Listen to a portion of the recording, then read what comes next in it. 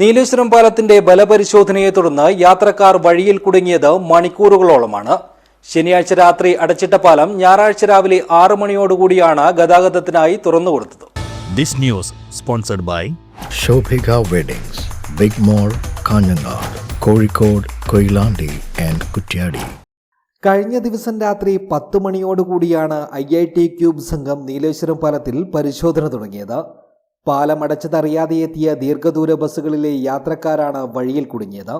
കാഞ്ഞങ്ങാട്ട് നിന്നും ചെറുവത്തൂരിൽ നിന്നും വാഹനങ്ങൾ വഴിതിരിച്ചു വിട്ടിരുന്നുവെങ്കിലും വലിയ വാഹനങ്ങൾക്ക് കടന്നു പോകുവാൻ പറ്റാത്ത റോഡാണ് പല സ്ഥലങ്ങളിലും ഉണ്ടായിരുന്നത്.